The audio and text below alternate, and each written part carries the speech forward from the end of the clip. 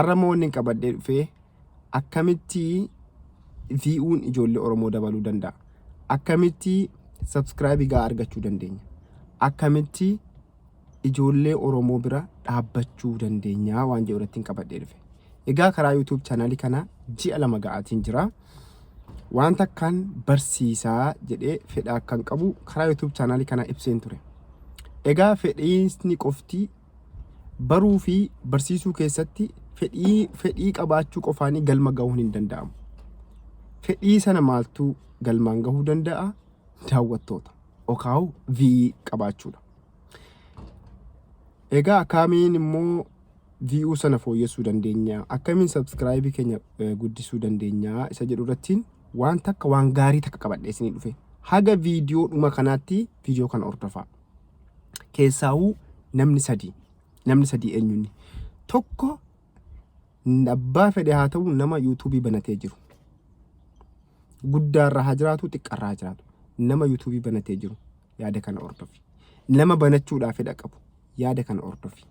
Okahu caqasi yaada kana haga dhumaatti.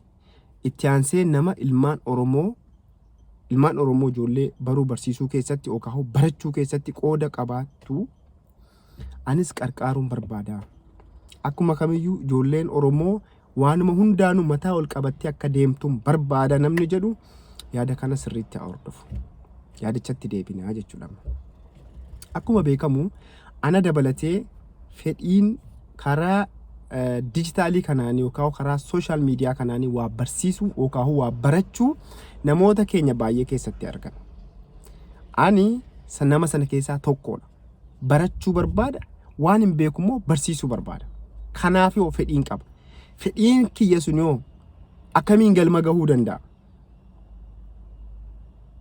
Fedhii qofaan galma gahuu ni danda'a? Hin danda'u. Keehoo fedhii qofaan galma gahuu ni danda'a? Hin danda'u. Fedhii irratti waan tokko yaanni wayii bukkeetti yookaan cinaatti kireet godhamuu qaba jechuudha. Fakkeenya takka isiniif kaasa. Fakkeenyi takka kaampaaniin keessa hojjetu tokko waggaa 200 irraa ijaarame. Waggaa 200 irraa hundaa'e yuunivarsiitiidha. Garuu cinaa isaatti wantoota baay'ee gaafuma sanarraa hundeessee jira. Kan waan baay'ee dabalatee kana ati godhi inni kun dhimma kana ilaallata inni kun dhimmi waa'ee kana ekelee ilaallata dhimmi waa'ee kana ekelee ilaallata jedhee waggaa 200 irraa waan baay'ee biratti uumee jechuudha. Wanni kana jechuu barbaadee fi fedhii qofaan galma gahuu osoo hin taane waan tokko hundeessinee sana qofarra fiiguu osoo hin taane waan takka immoo cinaatti hundeessuu qabnaa ilaalcha jedhuufi.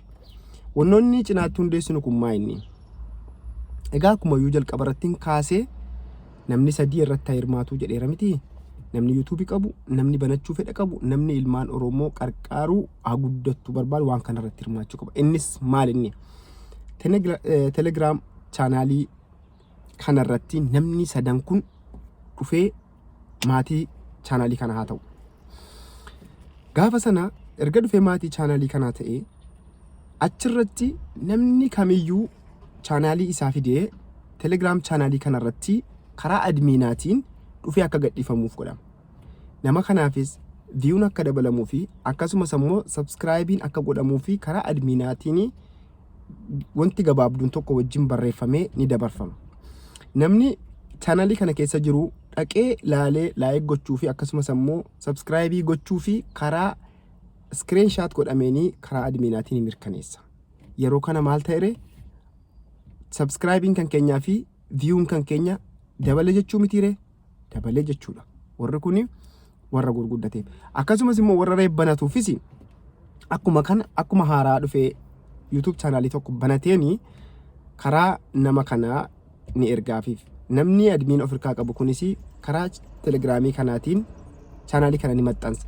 Namoonni achi keessa jiran hundumtiyyuu deemanii subscribe godhanii, like godhanii, share godhanii dhufanii screenshot godhanii, screenshot godhanii karaa admina kanaa dabarsuu. Namni kun akka inni godhee ragaa qabatamaa wajjiniin dhufee namni kunis ni galateeffata. Haala kanaanii chaanaalii ilmaan Oromoo guddisuu ni danda'ama. Inni biraa ammoo warra as keessatti anis wookaahu nama barataa tokkodha. waan kana ilaalu waan kana guddisuun barbaada yookaan ilmaan Oromoo waan hundaanuu guddattee galma hageessuu warri jedhes akkasuma haala kanaan keessatti hirmaachuu danda'a jedheetiin jira. Warri kunis akkuma kana dhufanii nu gargaaruu danda'anii jechuudha. Ijoollee barsiisuu irratti hundooftee jirtu.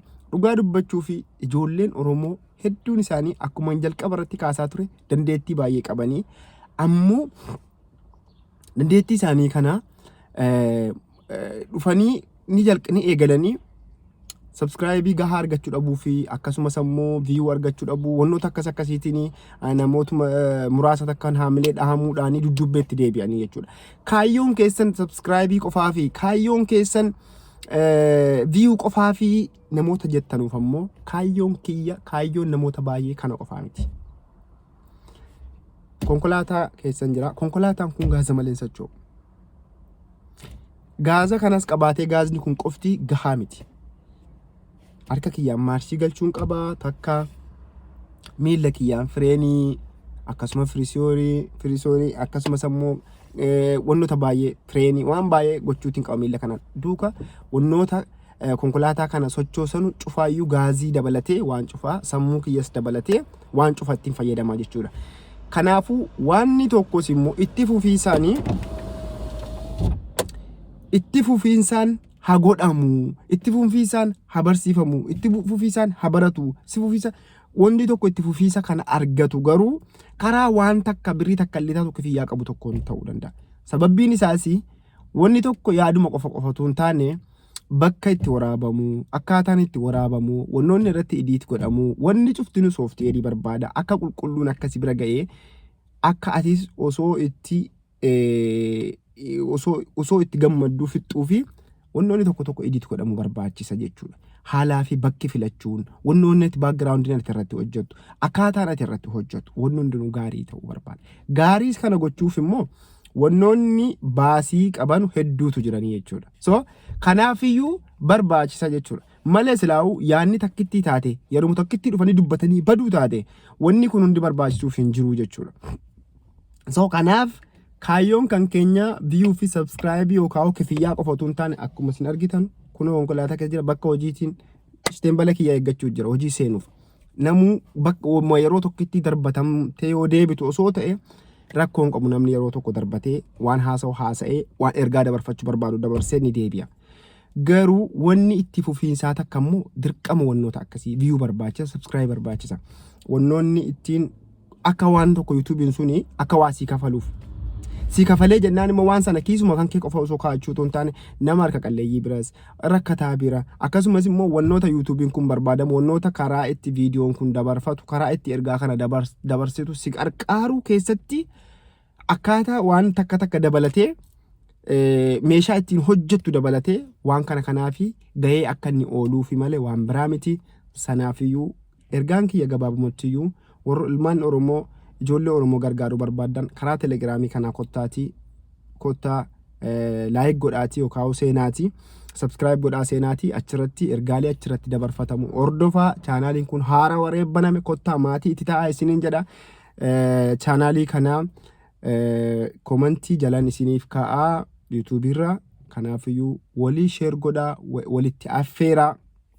Karaa kanaan guddachuu ni dandeenya. Karaa kanaan barumsa itti fufiisa qabu maal irratti illee kennuu dandeenyaan isiniin jedha. Yeroo gaarii qabaadhaa. Isinis immoo hin dagatinaa YouTube chaanaalii kiyya kanas Zaakir Iluu ka jedhu kanas subscribe godhaa, like, share godhaa. Jajjabeessaan isiniin jedha. Sirriitti irratti hojjedhaa. Ammatti waa'ee dhimma konkolaataa irratti hojjechuu jira. Garuu yaada gabaabaa yeroo muraasa keessatti immoo yaada ariifa tokko qabadhee dhufaatiin jira. Keessaa biyya kana bakka seena qabeessa bakkoota garaagaraa isin daawwatu.